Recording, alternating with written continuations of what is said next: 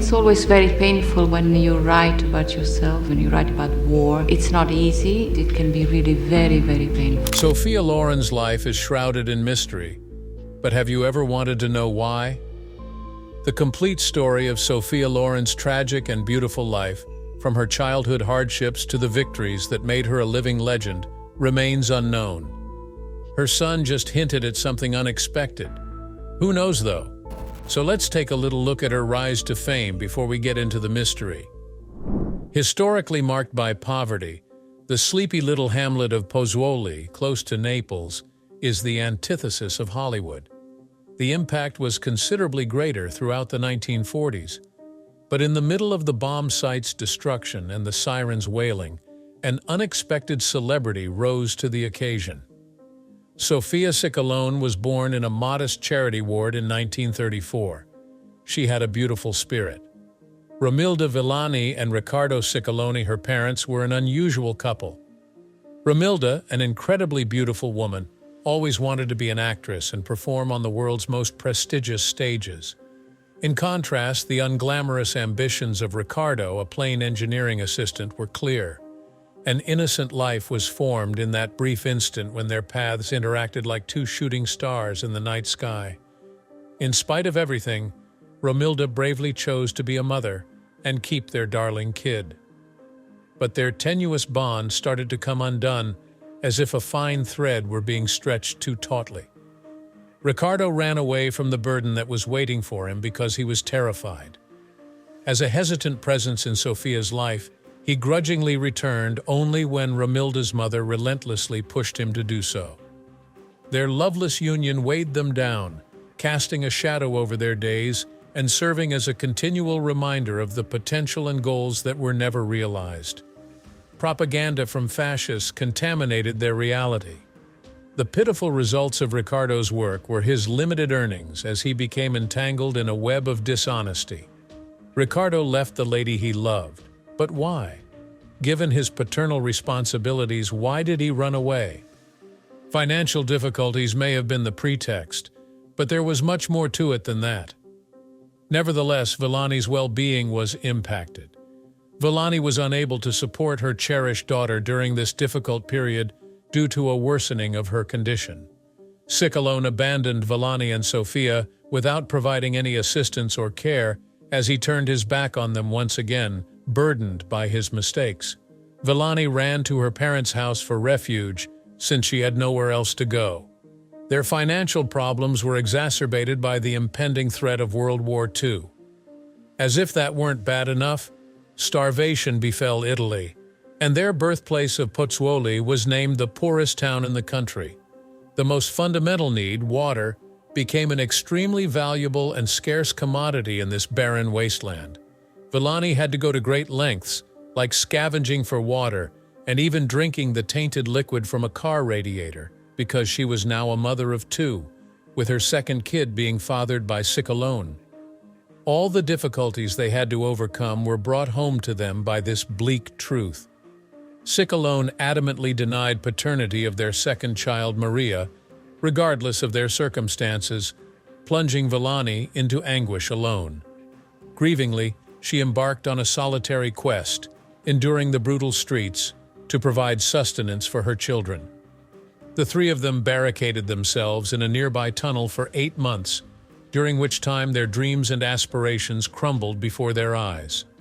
Romilda Villani, Sophia's mother, had health problems and financial difficulties even before the stormy winds of war raged. The arrival of Sophia didn't make things any easier for the family. Even though they were briefly living together, Romilda and Riccardo Ciccollone's love was sucked in by poverty. Villani was in dire need of an escape route since Ciccollone's pitiful earnings were like a dwindling candle compared to the looming shadow of poverty. Their lives were in a state of flux, and despite her pleadings, he refused to marry her. Villani longed for an escape from their terrible situation since his little earnings were insufficient to combat poverty. Villani embarked on a journey to Rome in search of acting opportunities, hoping for a glimpse of light in the middle of despair, as a final attempt to spare her daughter from starvation.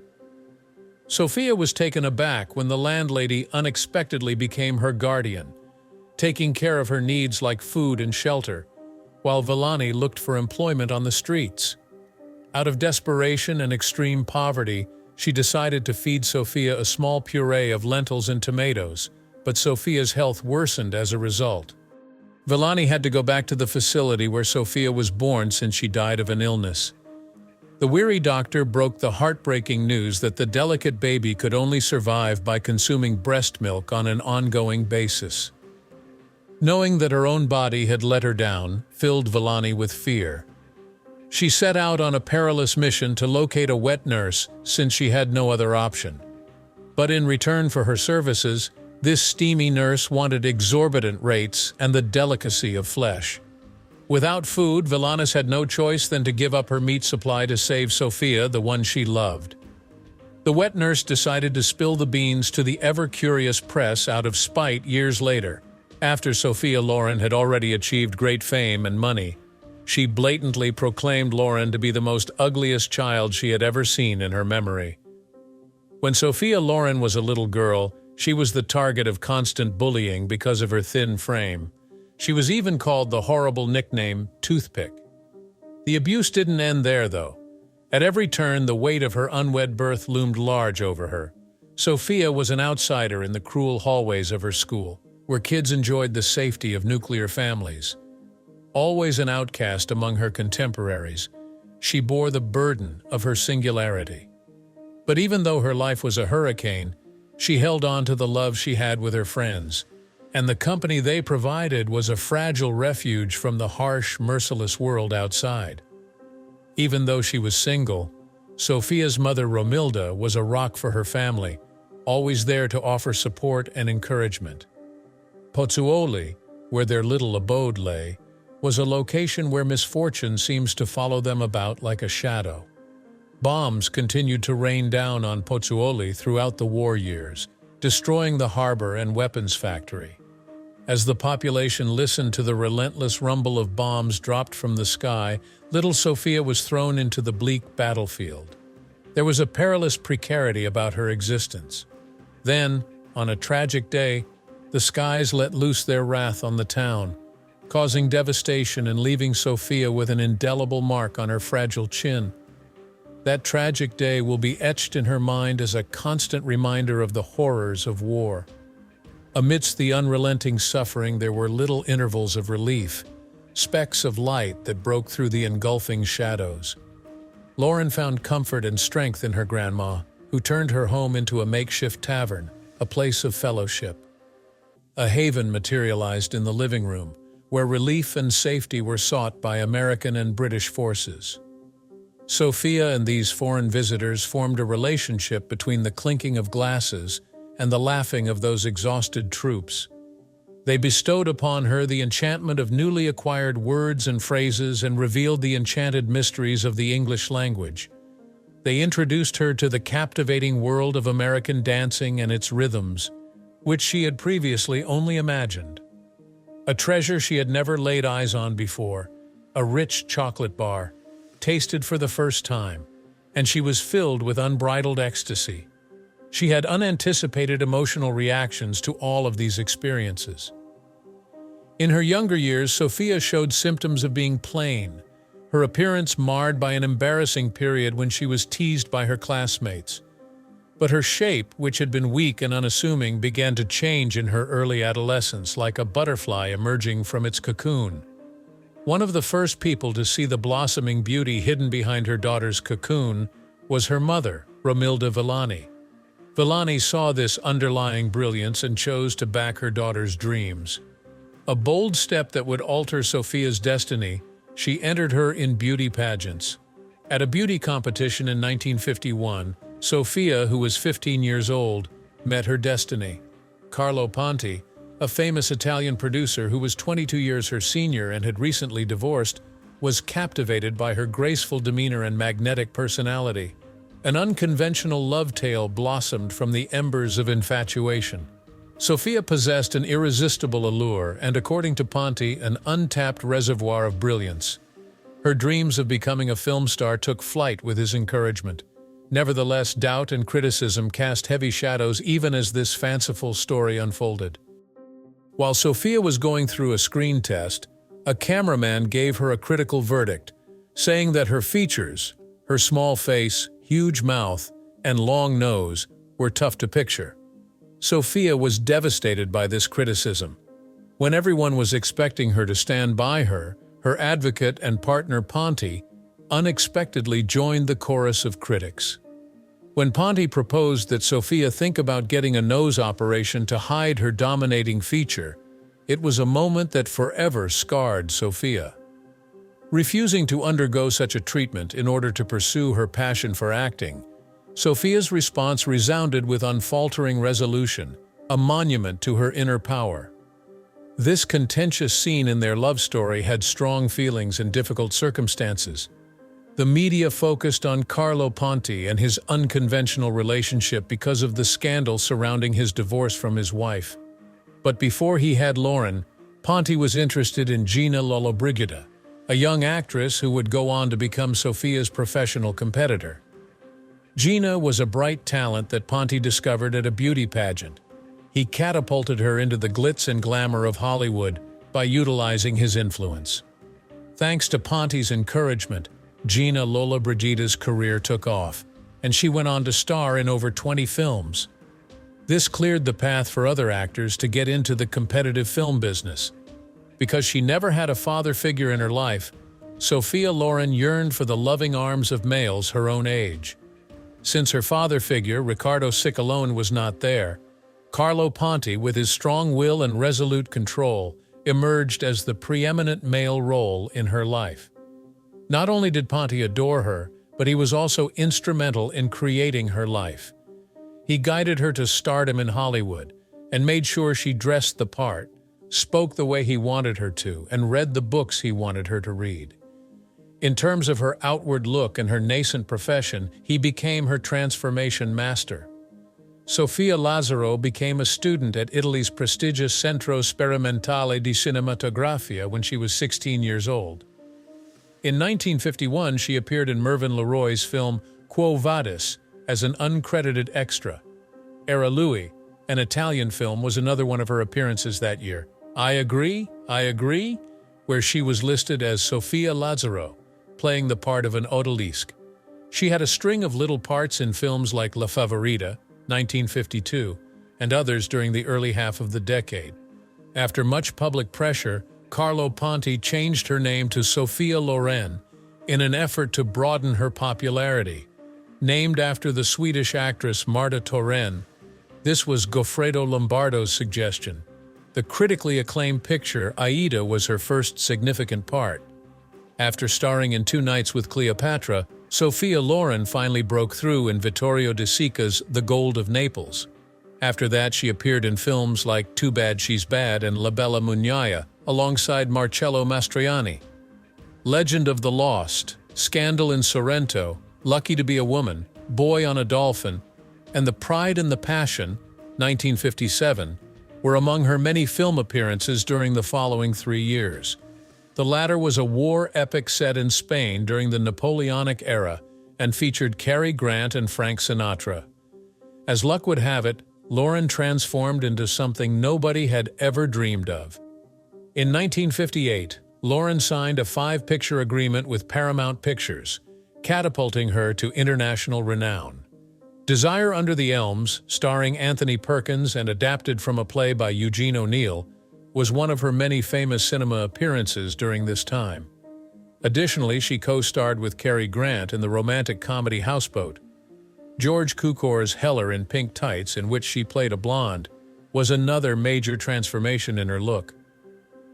In the 1960 film Two Women, directed by Vittorio De Sica and set in war-torn Italy, Loren gave a stirring performance as a mother trying to save her 12-year-old daughter from harm. While returning to their home city after the bombings halted, the video described their horrific experience of being gang-raped inside a church. Although actress Eleonora Brown was selected as the daughter, Loren defied expectations and ended up playing the mother. Among the many honors bestowed to Loren for her outstanding performance were the Oscar for Best Actress and the esteemed Best Performance trophy from the Cannes Film Festival. Because no non-English language performance or Italian actress had ever before garnered such honors from the Academy Awards, this was a watershed moment. Two Women was Loren's breakout performance, and she went on to win 22 accolades throughout the world. The film was a huge financial success and received rave reviews from critics. Loren was proud of her achievement, but she stayed home from the awards ceremony because she was afraid she could pass out. But Carrie Grant contacted her in Rome the day following the ceremony to tell her she had won an Oscar. As the 1960s came to a close, Loren continued to work in Hollywood and Europe alongside famous leading men, solidifying her position as one of the most famous actresses in the world. In 1961 and 1964, she earned a whopping $1 million for her parts in El Cid and the Fall of the Roman Empire, respectively, marking the peak of her career. Her outstanding performance in 1965's Marriage Italian Style, which starred Marcello Mastroianni, earned her a second nomination for an Academy Award. In the years after her baby was born in 1968, Loren cut back on her film appearances and devoted herself mostly to Italian films. In the 1970s, she worked with Richard Burton on two projects, Brief Encounter, 1974, and The Voyage, 1974, De Sica's last film as director, 1974. The second one debuted on American television on November 12, 1974, as an episode of the Hallmark Hall of Fame series on NBC. The Cassandra Crossing, in which she starred in 1976, was a commercial and critical triumph both at home and abroad. A Special Day, 1977, by Ettore Scola, reunited Loren and Marcello Mastroianni on screen. 2 Academy Awards for Best Foreign Picture and Best Actor in a Leading Role were among 11 foreign honors nominated for this picture. It was also named Best Foreign Picture at the Caesars and a Golden Globe. The film's success brought Sophia Loren her 6th David de Donatello Award, which she won for her performance. Both reviewers and audiences in the United States were quite complimentary of the picture, and it was a huge financial success. The American thriller Brass Target featured Loren's acting next. The picture was somewhat successful domestically and abroad despite the varied reviews it garnered. The 1978 Golden Globe for World Film Favorite was Loren's 4th. The critically acclaimed and commercially unsuccessful Man of La Mancha, 1972, by Arthur Hiller, garnered several nominations, including 2 Golden Globes, but failed to win any of them. Another significant picture from this era is Sunflower, 1970, which was nominated for an Academy Award and received positive reviews from critics. Still, she longed for a father figure, no matter how many victories she had. Their connection transcended love and ambition since it addressed Loren's need for a father figure and Ponti's ravenous drive. They chose to tie the knot as a symbol of the deep friendship they had developed. But tradition stood as a strong barrier to their goals. There was an air of illegitimacy about Ponti and his new wife because the Roman Catholic Church adamantly refused to acknowledge his divorce from his first marriage. It was an extremely tough test that forced them to uncover a secret strategy in order to overcome the formidable obstacle.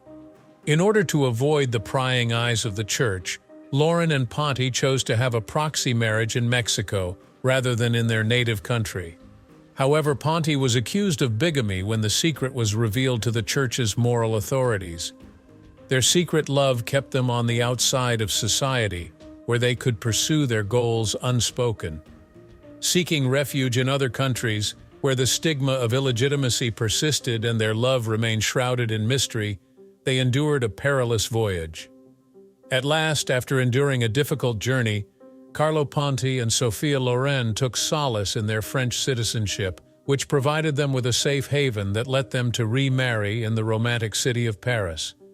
They exchanged wedding vows in 1966.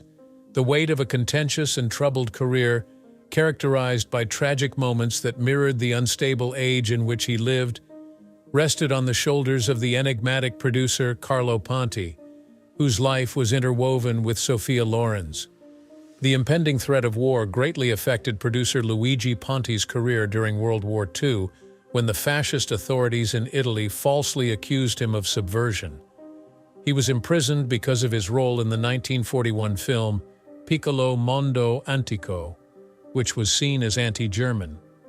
In illuminating the intricate dynamics of wartime filmmaking, the austere and stifling character of his jail cell stood as a monument to his rebellion. Ponti was embroiled in controversy long after he wed Sophia Loren.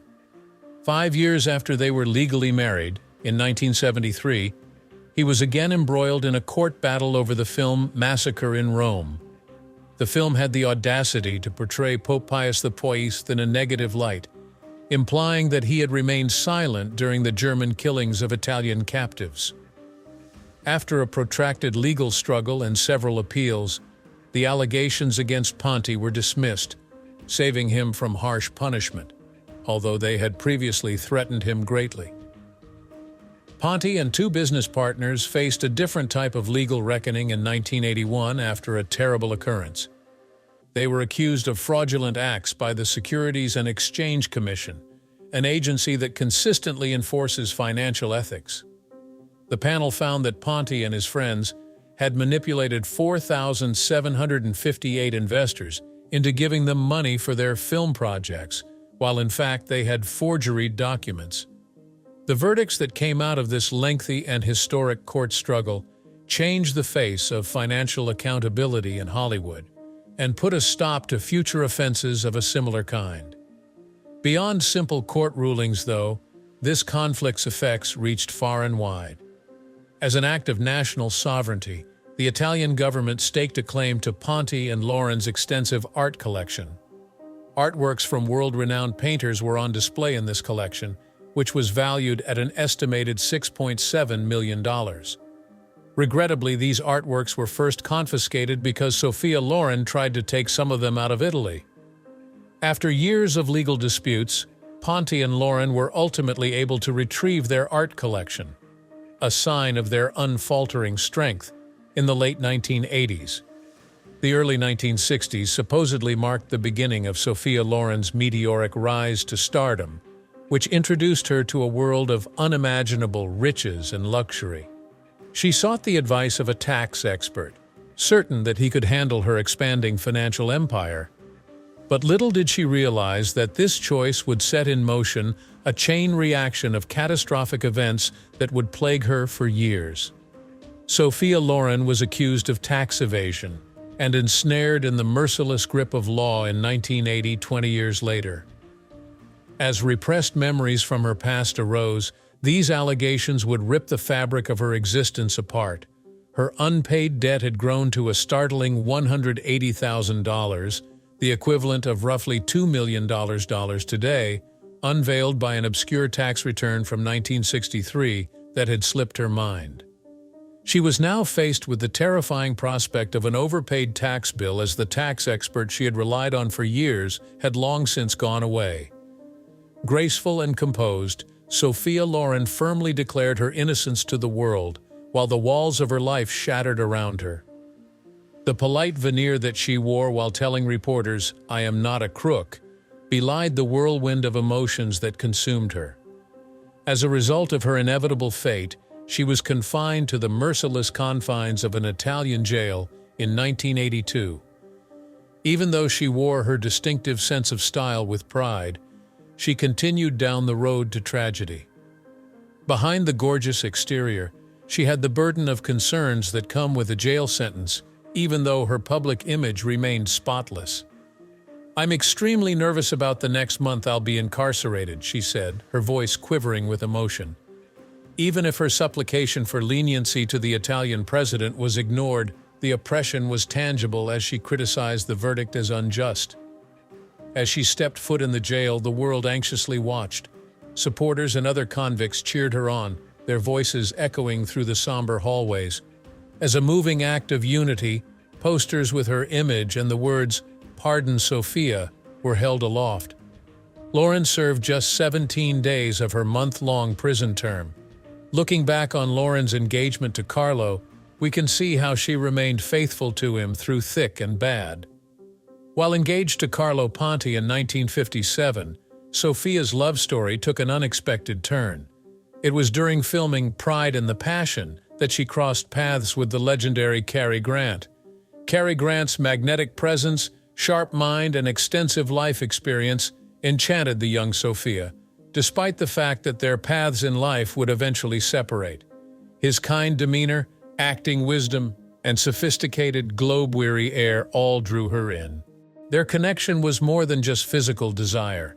It was a web of emotions that bound them together. As the sun dipped below the horizon on their last night together, Carrie Grant looked down at Sophia with a seriousness that matched the weight of his words. "Will you marry me?" he said. Sophia was caught in the midst of conflicting feelings, deep affection for him and the attraction of a future with him. But her unwavering heart still belonged to Carlo Ponti. She had made a life with her fiancé, and accepting Carrie Grant's proposal would have meant destroying everything. The shadow of scandal hung over Ingrid Bergman as she said goodbye to her husband, and Loren couldn't shake the recollection of that defining moment when she thought back on it. "I would have left Carlo and caused a major scandal had Loren not made her decision with such care." Her heart was heavy from the weight of it all. She shook slightly in her voice as she thought about the consequences. The fact that the American media, known for its severe criticism, had not been kind to Ingrid Bergman troubled Loren, as she worried about how her leaving might affect her career and personal life. In addition, Loren's decision-making was greatly influenced by the close relationship she had with her son Edoardo Ponti, who was of the same ethnicity and blood as her.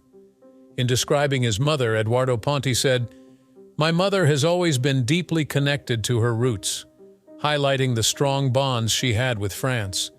Carlo Ponti was her last pick since he personified all that she loved and was familiar with. Even though her father was never physically there, Sophia Loren was able to understand his emotional language. They had no more than 3 brief meetings with this enigmatic man, who was aloof and evasive throughout. Every one of these instances seemed like shards of a long-lost memory, seared into the very essence of her being.